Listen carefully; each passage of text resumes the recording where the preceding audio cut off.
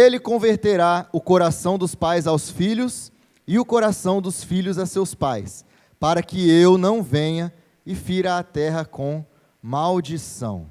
E ele converterá o coração dos pais aos filhos. Dentre muitos significados, a palavra conversão, ela quer dizer mudança de direção ou de forma. Isso quer dizer o quê? Ao se converter, a pessoa passa a trilhar um caminho diferente ou a assumir uma forma de vida diferente da que ela tinha antes. Por isso que há essa expectativa, quando a pessoa se converte, e aí o converter para a nossa cultura evangélica, depois de uma mensagem, o pastor faz o apelo e a pessoa levanta a mão, é uma das formas de conversão, mas às vezes acontece dentro de casa, às vezes acontece lendo a Bíblia, ouvindo uma música. É a hora que Deus toca no coração da pessoa e a pessoa se converte. O que? Ela resolve mudar a sua direção. A grande questão, e aí você pode me corrigir se eu estiver errado, mas eu duvido que você também não pense assim, que todo mundo pensa assim. Quando a gente fala de conversão, a gente puxa muito para o lado espiritual. A gente pensa que é algo assim, virou uma chave, é algo mágico, acontece de repente aqui uma magia e o cara está convertido. Quando, na verdade, se a gente parte do pressuposto que a partir do momento que a pessoa se converte, ela não morre imediatamente, se fosse, estava ótimo, né? Converti, morri, fui para o céu, pronto, acabou, não tem dificuldade nenhuma, né? Seria muito tranquilo, muito fácil assim. Só que a partir do momento que a pessoa se converte, parte-se do pressuposto que a pessoa continua viva, não é? Então, o que acontece? A mudança de direção, a mudança de forma, ela precisa acontecer em todos os aspectos das nossas vidas, imediatamente, não apenas no âmbito espiritual. A gente tem que deixar de pensar um pouco, de dissociar. Quando se fala de cristianismo, quando se fala de religião, a gente pensa muito na parte espiritual. Está errado? Não está, mas só que o material também faz parte. Porque não adianta nada eu ir lá fora e falar para o irmão, para uma pessoa, né, que está lá fora, lá na rua, Jesus é o pão da vida. Aí ele vai falar bem assim, rapaz, eu até ouvi falar desse Jesus aí, mas pão tem tempo que eu não como. Entende? O material também faz parte. Se eu não mudar todas as áreas da minha vida, a conversão, né, vai ser apenas um desvio. Eu estou lá pensando de uma certa forma, ouvi uma palavra legal, tocou meu coração, aí eu dei aquela desviada assim, não, beleza, achei bonito isso aqui, né, legal, aqueles crentes falando, mas aí voltei para o caminho que eu estava antes. E aí não adianta nada, né? Muitas vezes também, quando a gente fala de conversão, a gente pensa imediatamente naquilo que a gente tem que deixar de fazer. Fulano se converteu, agora ele para de fumar, agora ele para de beber, agora ele para de frequentar determinados lugares, agora ele para de fazer isso, agora ele para de fazer aquilo, quando na verdade, irmãos, todas essas questões são consequências de uma vida de santidade, que deve se preocupar com aquilo que deve passar a fazer, porque o deixar de fazer ele vai ser automático. Então, por exemplo, eu estou dirigindo um carro, estou dirigindo o meu carro aqui na rodovia do Sol, e eu chego ali depois do posto dos guardas, eu preciso entrar para Santa Paula, aí tem uma placa, né? Para Santa Paula tem que converter à direita. Eu não posso ficar pensando, não, aqui eu não posso dar ré, eu não posso engatar o ponto morto, eu não posso puxar o freio de mão, que aí passou a entrada e eu não entrei. Eu tenho que pensar no quê? No que eu vou fazer. Eu tenho que virar à direita. Essa é a conversão. Eu tenho que tomar essa decisão e agir em cima daquela decisão que eu tomei. Por exemplo, nós estamos aqui perto da praia. A praia fica para lá, né? Ao leste, né? De nós aqui. Atrás de vocês, né? Ali tem uma praia. E está vindo um tsunami, ok? E eu estou indo para essa direção. Para cá, são as montanhas. E eu estou vindo aqui, nessa direção. Eu sei que se eu for para lá, eu vou morrer. Eu preciso me converter e me salvar. É simples assim. Não é pensando, não, eu não posso ir para lá. Não, eu não posso ir para lá. Não, eu preciso mudar a direção do meu caminho. Isso significa conversão.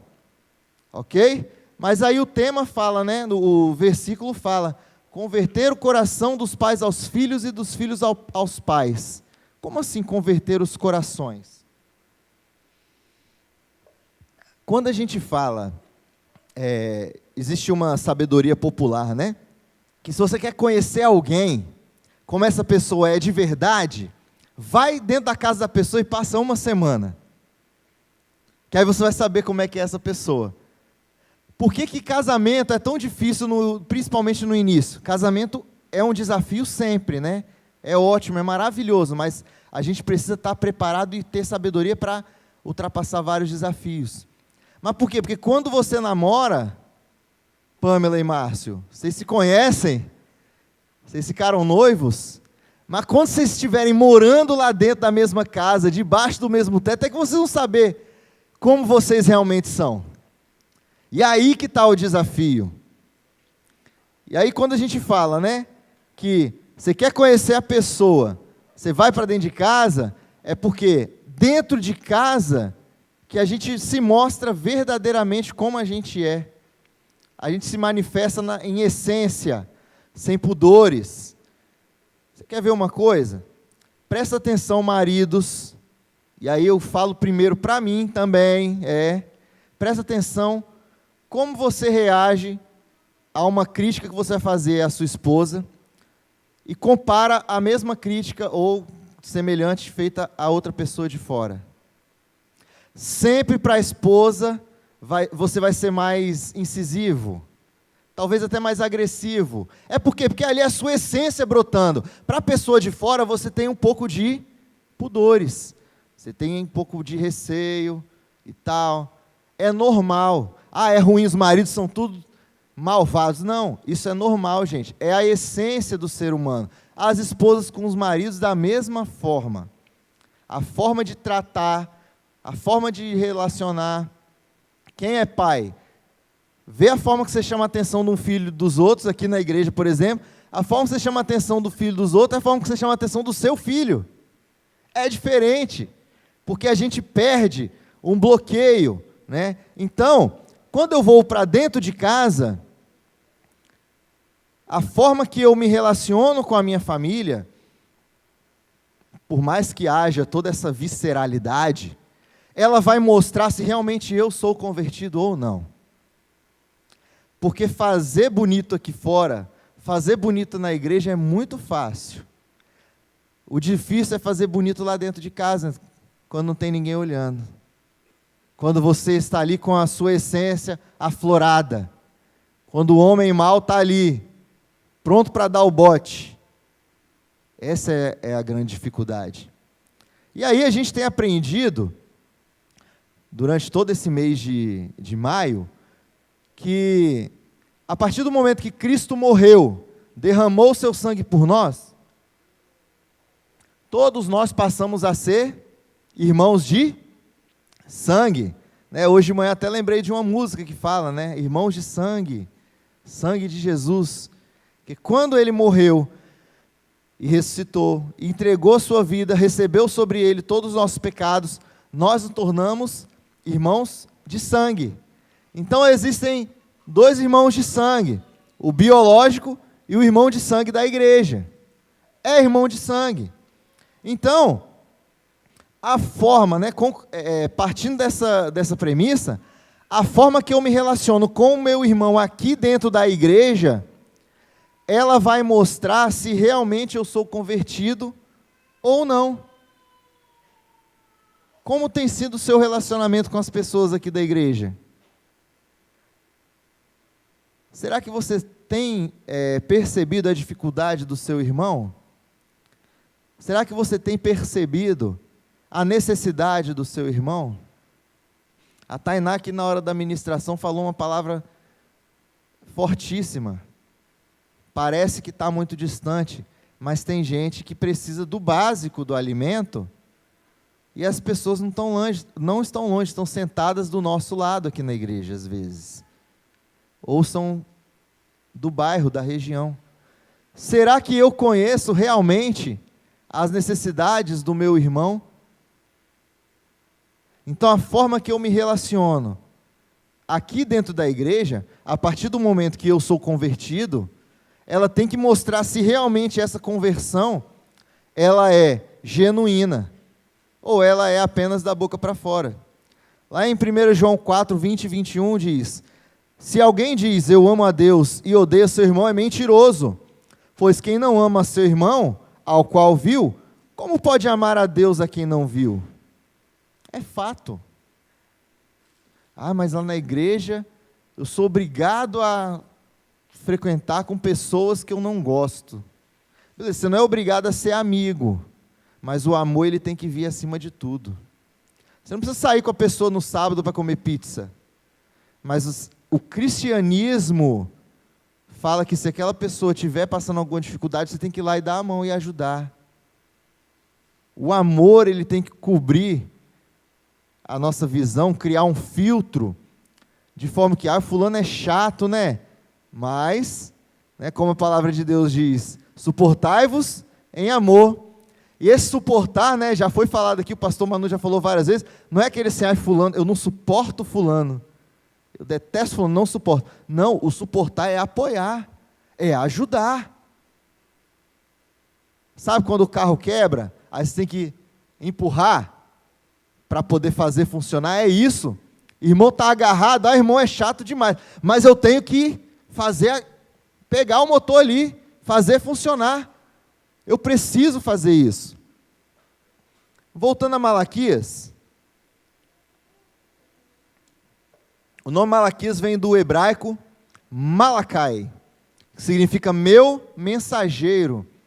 Hoje a gente aprendeu também que na linguagem, no hebraico, mensageiro significa anjo. Então, quando fala na Bíblia mensageiro, ou quando fala anjo, quer dizer mensageiro. Aí pode ser um mensageiro carne e osso, uma pessoa que leva uma mensagem, ou pode ser um mensageiro espiritual mesmo, um anjo mesmo do Senhor que leva até a mensagem. E aí quando a gente medita nas palavras de Malaquias, a gente tem a certeza que Deus enviou Malaquias para transmitir sua mensagem. Deus não manda recado, irmãos, Deus manda mensagem. E aí você que faz parte do Instituto Bíblico Guaranhuns, que veio à aula ontem ou que assistiu o vídeo no YouTube, você aprendeu que o significado do nome dos profetas retrata o ministério deles. Então, Deus ele usou o nome dos caras, ou deu a unção na mãe, no pai dos profetas, para quando eles foram dar o nome, já prever qual seria o ministério deles. Então, Malaquias significa meu mensageiro. E Malaquias traz a mensagem do Senhor. Malaquias ele fala para uma nação que estava fragmentada, falida, sem esperança. Então, estava sem fé. O que aconteceu? Teve o exílio da Babilônia, o povo foi levado cativo na Babilônia, e aí, o povo do sul, o povo judeu, quando eles voltaram, porque nessa época já tinha dividido, tá, irmãos? A nação de Israel, as 12 tribos já tinham se dividido em povo do norte e povo do sul. 10 tribos para o norte, 2 tribos para o sul. E aí aqui a gente está falando do povo do sul, tá? Judá. Então, quando Malaquias fala para Judá, eles tinham voltado já há um bom tempo do cativeiro, já tinham reconstruído o templo, não era tão bonito quanto o templo que Salomão construiu, mas era um templo, porque quando a nação volta da guerra, ficou escrava lá, ela volta sem dinheiro, recebendo o quê? Doações, Recebeu as doações, reconstruiu a cidade, reconstruiu o templo, mas eles aguardavam uma prosperidade que Deus havia prometido para eles, só que essa prosperidade não chegava. Mas a gente vai entender por que essa prosperidade não chegava. O fato é que não chegava. Sabe quando você está passando ali? Irmão, como é que você está? Eu estou passando pelo vale, meu irmão. Está difícil, mas vai chegar. Aí você fica ali na esperança. A prosperidade vai chegar. E para eles não chegavam. Os sacerdotes, eles já estavam desviados do caminho do Senhor. Eles mesmos passaram a duvidar do amor de Deus. E aí eles questionavam, eles falavam assim, a gente tem aqui os assírios, olha só, os caras são malvadões e tão ricos. Do outro lado aqui os egípcios também, olha lá, tão ricos, e a gente aqui passando dificuldade. E aí eles começavam a afirmar mesmo, sacerdotes, irmãos, aqueles ungidos do Senhor, da tribo de Levi, que eram escolhidos para cuidar da casa de Deus.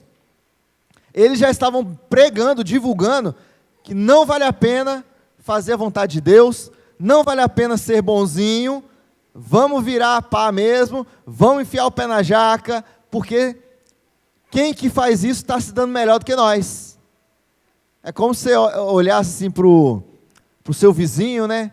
Poxa, olha lá, meu vizinho, todo fim de semana, fazendo churrasco, cervejado o dia inteiro, e eu aqui só no bife do zoião. Tipo isso. Eu aqui que sou crente, estou fiel aqui, e o cara lá está fazendo um monte de coisa errada, está prosperando. E aí o que acontece? Além de tudo isso, eles ainda sofriam ataque desses povos vizinhos, e apanhavam ainda. E falaram, caramba, além da gente estar passando dificuldade, da gente ver os nossos vizinhos, que são ímpios, que são malvados, estarem bem financeiramente, eles ainda atacam a gente e vencem a gente nas batalhas. Principalmente, né, tinham os samaritanos, por exemplo, que eram as tribos do norte, que de vez em quando desciam e atacavam. Importante, irmãos, também perceber que tanto Malaquias, quanto seus antecessores, né, como Joel, o profeta Joel, ele fala de uma ira futura, né? O versículo 4 de Malaquias, o versículo 6 de Malaquias, ele fala o quê? Do contrário, eu virei e castigarei toda a terra com desgraça, né? Essa é uma outra tradução. Trazer maldição sobre a terra. O profeta Joel também fala isso. E ambos convocam o povo para uma conversão, ou seja, um retorno para a vontade de Deus. Joel ainda fala assim, rasgai os vossos corações, convertei os corações, porque só a aparência não adianta, tem que ser de dentro para fora.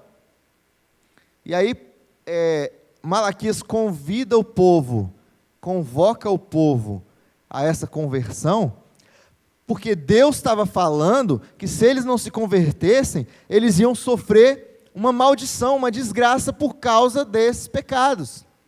Irmãos, nós estamos falando aqui do povo judeu, o povo que ainda aguardava a vinda do Messias. Quer maldição maior do que ficar de fora do evento mais esperado da sua nação? E que só iria acontecer uma vez? Que agora, quando Jesus voltar, já vai ser para levar os salvos. Os caras tiveram 33 anos de oportunidade de se relacionar com o próprio Deus encarnado, de se relacionar com o Filho de Deus, de tê-lo ali, 3 anos de ouvir seus conselhos, de ouvir suas mensagens, de ouvir suas parábolas, de receber seus milagres. Isso é uma maldição. Eles não puderam aproveitar isso. Por quê? Porque eles não converteram os seus corações. E aí, hoje de manhã eu dei um exemplo, né? Quando a gente toma decisões erradas, a gente paga por isso. A gente colhe aquilo que a gente planta. Então a gente precisa tomar muito cuidado, como líderes, como pais, como mães, como chefes de família, as decisões que eu tomo dentro da minha casa, ou no caso falando de igreja, dentro da igreja, porque aquilo pode prejudicar toda uma família, toda uma nação. Outro fato curioso, aí a gente vai lá para o versículo 5, né? Se você mantém sua Bíblia aberta aí, por favor. Vamos a partir do 4, né? Malaquias 4, a partir do versículo 4. Lembrai-vos, portanto, da Torá, que é a lei de Moisés, meu servo, dos decretos e das leis que lhe ordenei no Monte Horebe, para que todo Israel prevaleça. Eis que eu mesmo vos enviarei um profeta Elias, antes que venha o Gadol, o grande, né, e assustador dia do Senhor. E Elias procurará fazer com que os corações dos pais se convertam aos corações dos filhos, e é isso aí a gente já viu. Mas só que Elias viveu quase 400 anos antes. Então como é que Deus ia mandar Elias para o povo de Israel? Aí a gente tem, em Isaías 40, versículo 6, também fala, né, sobre essa questão. E aí a gente vai ver que, na verdade, essa profecia desse Elias, ela se cumpriu lá em João Batista. Ela se cumpriu lá, que João Batista foi quem? Foi o pavimentador, foi o preparador, e aí na aula ontem a gente aprendeu que quando os reis iam chegar numa cidade, iam na frente os pavimentadores, os caras que iam tapando os buracos, iam aplainando as veredas, aplainando as ruas, para que as carruagens passassem suave, para que não ficassem pulando, não tinha sistema de amortecimento igual tem hoje, né? Então, para que o rei não se enjoasse com aquele pulo da carruagem, vinha o pavimentador antes. João Batista foi o pavimentador, foi o preparador do terreno para que o rei Jesus viesse e tomasse o seu lugar aqui na terra. E aí quando João Batista está lá, né, batizando, aí chega Jesus, eis o Cordeiro de Deus que tira o pecado do mundo. Eu não sou digno nem de desamarrar os cadarços das suas sandálias. Aí Jesus pediu para ser batizado. Ele, não posso. Como assim? É necessário que você cresça, que eu diminua. Não, é necessário que eu me batize, para que se cumpra o que foi prometido. Então João, ele foi um pavimentador para a vinda de Jesus. E esse é o Elias que Malaquias fala. Aquele que vai preparar. Então a gente tem alguns pontos que podemos aprender com essa questão de converter os corações dos filhos aos pais, dos pais aos filhos. O primeiro ponto é que a conversão genuína, ela deve ser de dentro para fora. Aí Joel 2,12 fala, né? Rasgai os vossos corações. Porque as pessoas, elas estavam seguindo uma lei, um legalismo só aparente. Jesus chama esses caras de sepulcro caiado, né? É como se fosse uma tumba bem bonitinha, pintadinha. Por fora é até bonito, mas por dentro é podre. O apóstolo Paulo, ele fala muito também nessa questão, sobre as pessoas que viviam na lei, aí queriam ser circuncidadas. Acabou de se converter, circuncidou, pronto, estou convertido. Mas na verdade o coração ainda não tinha sido circuncidado. Aí o Paulo fala, você não precisa nem de circuncidar, irmão. Que Jesus já recebeu lá na cruz a carne morta, já foi. A carne pecaminosa já foi com a morte de Cristo. Então agora você tem que converter, você tem que circuncidar, é o seu coração. E aí uma frase que eu sempre vou falar, o que a gente fala, o que a gente faz, fala muito mais do que o que a gente fala. Nossas atitudes são muito mais fortes do que nossa oratória. As minhas ações, elas falam muito mais do que aquilo que eu prego. A minha conversão genuína precisa ser de dentro para fora. Não adianta eu vir para a igreja, ouvir a palavra bonita, cantar bonitinho, Aí na hora que o pastor fizer o apelo, levantar a mão, estou convertido. E o meu coração continuar com maldades. Por fora eu vou estar olhando para lá, mas por dentro eu vou estar correndo para o tsunami. É isso. Conversão precisa ser genuína.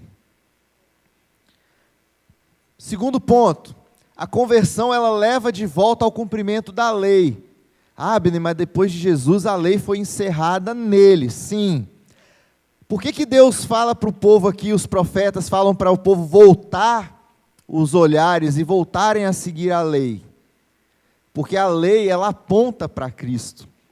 A partir do momento que um convertido, lá naquela época, cumpria a lei com amor, ele estava preparando para o dia que Cristo viesse. Ele não estava apenas cumprindo por cumprir, fazendo uma obrigação. Ele estava preparando seu coração para receber a bênção. Por isso que Malaquias fala, que Deus fala, né? Ou vocês voltam seus corações para mim, ou então vocês vão sofrer a maldição. E aí quando fala, né? Converter os corações dos filhos aos pais. Qual o primeiro mandamento com promessa? Honra teu pai e tua mãe, para que se prolongue os seus dias na terra. É o primeiro mandamento com promessa. Êxodo 20. Então, a partir do momento que eu me converto, eu preciso voltar os meus olhos para o cumprimento da lei. Mas Abner, então você quer dizer que a gente deve voltar a ser legalista? Se você mesmo falou que o apóstolo Paulo batia e que era contra, e o próprio Jesus também era contra o legalismo. A lei ela passou a se resumir em uma, né? Que são 2 pontos. O próprio Jesus falou: honrar a Deus, amar a Deus acima de todas as coisas e ao próximo como Ele nos amou. A partir do momento que eu coloco essa verdade como lei da minha vida, todos os mandamentos lá do Antigo Testamento eu passo a cumprir. Porque se eu sou convertido, se eu amo a Deus acima de todas as coisas, eu honro o meu pai, eu não mato, eu não furto, eu não cobiço. Eu não preciso mais ficar lendo a lei, procurando o que seguir, porque se eu amo o meu Deus acima de todas as coisas e amo o próximo como Jesus me amou, eu não vou tomar nenhuma atitude que vá desonrar ao Senhor e nem ofender o meu próximo. Então você pode pegar toda a lei e resumir nesse ponto. E foi o que Jesus fez. Se resume aqui. Você não precisa mais ficar buscando centenas e centenas de regrinhas, porque tudo que você fizer, se tiver debaixo dessa lei, vai estar cumprido. Terceiro ponto, a conversão precisa ser contagiosa. Aí Malaquias 4:6, né, na parte A fala o quê? E ele converterá o coração dos pais aos filhos e dos filhos aos pais. Não adianta eu ser convertido e eu não contagiar os outros com a minha conversão.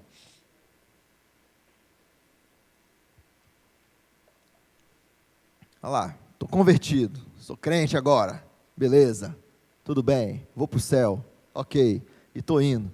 E o restante está todo mundo se perdendo, e está todo mundo se perdendo, e está todo mundo indo para o inferno, e eu não, eu estou indo para o céu, ok, minha parte foi feita.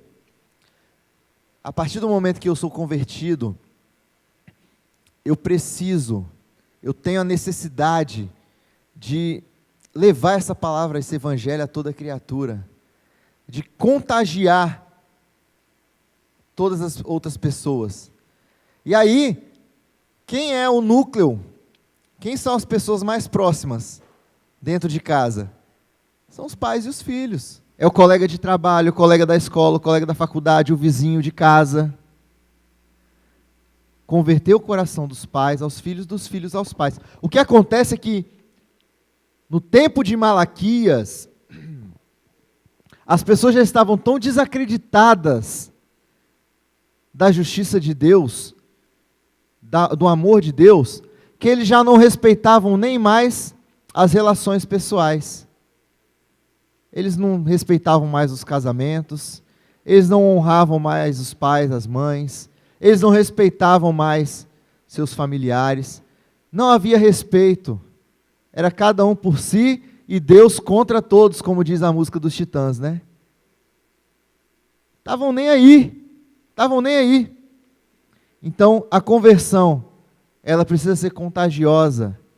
Eu preciso ter essa necessidade de ter mais irmãos, de transformar todo mundo em irmão.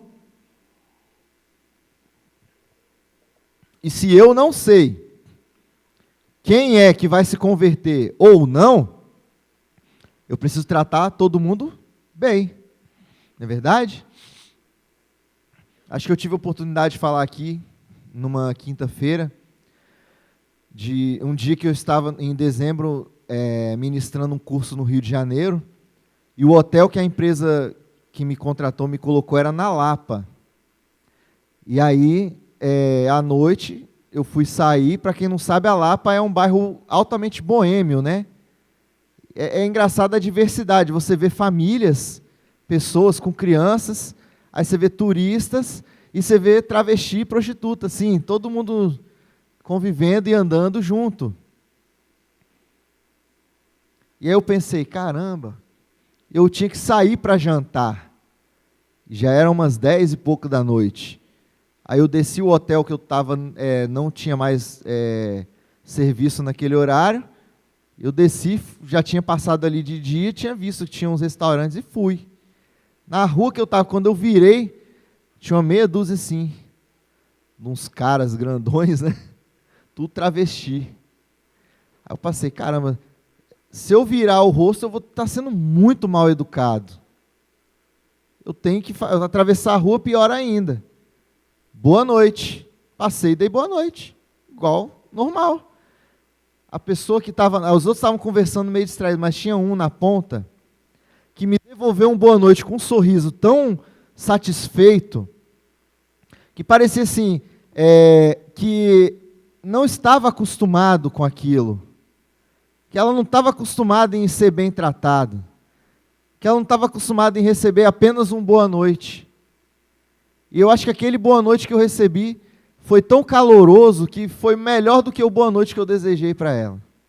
E que eu espero que tenha sido uma boa noite para aquela pessoa também. A gente precisa ser, o amor de Deus precisa ser algo contagioso. Existe uma máxima aí, né? Todo mundo sabe que, a grande maioria sabe que eu trabalho com marketing. E aí existe uma máxima no mundo dos negócios, que fala assim que um elogio a uma marca, ele abrange um número de pessoas, né? Se eu fizer um elogio a alguma marca, eu vou abranger um número de pessoas. Agora, uma crítica, ela se espalha muitas vezes mais. Então, se o meu elogio atingiu 5 pessoas, a minha crítica atinge 50. Infelizmente, a gente tem mais facilidade para compartilhar coisas ruins do que compartilhar coisas boas. Na época que estava rolando essas pirâmides financeiras aí que estavam na moda, chegava a dar raiva. Porque você vê aquelas pessoas, você não podia encontrar com ninguém. Opa, tem uma novidade, quero te convidar para participar de uma reunião. Ninguém chamava para ir para a igreja, mas para a reunião chamava, né? Chegava a dar raiva. Eu falava assim, cara, por que as pessoas não pregam, não falam de Jesus com o mesmo entusiasmo que falam de empresa A, B, X, T, Z? Não falam. A gente precisa ter essa necessidade de compartilhar o Evangelho de Cristo. O quarto ponto é que a conversão, ela nos livra da maldição e da desgraça. parte B, né, do versículo 6 de Malaquias 4. Para que eu, Deus, né, não venha e fira a terra com maldição. Se o povo judeu houvesse realmente se convertido, tivesse recebido a Cristo como Salvador, eles estariam muito felizes, muito abençoados. Eles não estariam até hoje esperando o Messias. Eles não estariam. E vai ser uma frustração muito grande, infelizmente, quando Jesus voltar e nos levar embora, e eles perceberem que eles estavam esperando até hoje por aquele que veio, morreu, ressuscitou e foi, e eles viram. E passou. Sabe quando você está no ponto de ônibus distraído, e você já está atrasado para o trabalho, e aí passa o ônibus e você não vê? Aí, caramba, e agora o próximo só vai vir daqui a 40 minutos, vou chegar atrasado, vou tomar uma bronca do patrão. Só que aqui no caso é um pouquinho pior, né? Passou e veio a maldição. O povo escolhido ficou de fora porque não converteu o seu coração. O último ponto é que a nossa conversão precisa ser pavimento para a obra de Deus. Como foi lá em Isaías 40, versículo 6, né? Voz que clama no deserto. Estava falando de quem? De João Batista. Através das nossas vidas, nossos filhos, nossos pais, precisam alcançar a presença do Senhor. Nossas vidas, elas precisam servir de pavimento para a ação de Deus, a começar dentro da minha casa, a começar dentro da minha igreja. Porque não pensem, irmãos, que não é minha responsabilidade, cada um de vocês aqui, e que eu não sou responsabilidade de vocês também. Se um de vocês aqui for condenado, a culpa é minha, e se eu for condenado, a culpa é de vocês. Nós precisamos cuidar um dos outros, porque nós somos uma família, e família cuida uns dos outros. Nós precisamos, a nossa vida, ela precisa não servir de tropeço para o nosso irmão, mas servir de caminho, de pavimento, de ponte, para que ele possa receber também a salvação em Cristo Jesus. Ponte, livre, sem pedágio, sem quebra-mola. Teve um aí que falou, né? Se Jesus é o caminho, eu sou o pedágio. Não pode ter isso não, irmãos. Não pode ter isso. É livre. Eu tenho que ir na frente, varrendo, tapando os buracos, para que os outros que vieram depois de mim possam também alcançar o mesmo evangelho que eu alcancei. Isso é obrigação de cada um de nós, porque nós devemos ser, como igreja, uma família de convertidos. Uma família de convertidos, não é uma família de frequentadores, não é uma família de espectadores, que aí vem aqui, todo mundo aí sentado, um só falando, acabou aqui, todo mundo vai para casa, pronto. Não! Tem que haver ação, tem que haver reação a essa palavra, tem que ter consequência, a consequência, e tem que começar aqui dentro, tem que começar dentro da minha casa. A consequência da minha conversão precisa ser a conversão de outras pessoas, principalmente aquelas que estão perto de mim. Como que eu vou querer alcançar? E aí tem vários, né, exemplos de... As pessoas fazem esses vídeos, né, brincando com essa história, e realmente tem muita gente que pensa assim. O cara chega para o pastor e fala assim: ah, pastor, recebi o chamado de Deus, eu quero ser missionário. Ah, é, meu irmão? É. Lá na Europa, lá para a França, ou ali para para a Holanda, quero ser missionário naquela região ali. É mesmo? É, eu quero levar Jesus ali, o evangelho para aquelas pessoas, né, tadinha, elas sofrem tanto ali sem Jesus. É mesmo, irmão? É. E como é que está lá na sua casa? Como é que seus vizinhos te conhecem? Você tem evangelizado eles? Ah, não sei o quê. Então, outro dia sua mãe veio aqui no gabinete reclamar que você nem arrumar sua cama arruma.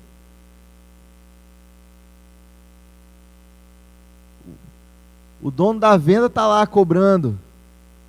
Comprou e não pagou. E quer ser missionário lá na Europa. Começa do seu núcleo familiar. Começa do seu ciclo de amigos. Como é que tá as conversas lá no WhatsApp? Tá mandando e recebendo mensagens bíblicas? Como é que está funcionando essa questão aí? Há uns 7 anos atrás, eu saí algumas vezes para falar sobre uma palestra que eu criei, chamava O Jovem Cristão e as Redes Sociais. E aí, nessa palestra, a gente falava, né, sobre diversas questões. Aí perguntava, você é convertido, mas será que o seu perfil do Orkut, na época, né, era Orkut, né? Será que o seu perfil do Orkut também é? Será que o seu Instagram também é convertido? Quando você está lá no WhatsApp, será que Jesus está ali também, olhando? Junto com você? Então, concluindo, se a igreja é uma família de sangue, nós todos somos pais, irmãos e filhos uns dos outros. E aí que entra a responsabilidade. E aí me recordo daquela passagem lá de Mateus 12, 46 a 50, né, que Jesus estava falando à multidão, aí chegou Maria e os irmãos, né? E aí veio alguém e falou bem assim, Jesus, ó, ali tá ali fora sua mãe e seus irmãos. Aí ele falou bem assim, quem é minha mãe e meus irmãos? Aí a pessoa que veio falar com ele, são aqueles ali, ó, ele falou, aqui está a minha mãe e os meus irmãos, porque quem faz a vontade de meu pai, esta é minha mãe e esses são meus irmãos. Essa é minha mãe e esses são meus irmãos. Falando de uma maneira espiritual, aí você pergunta, nossa, Jesus pegou pesado, né? Não sei se vocês sabem, mas os irmãos de Jesus só foram se converter depois que ele morreu. Nenhum deles acreditava na mensagem dele.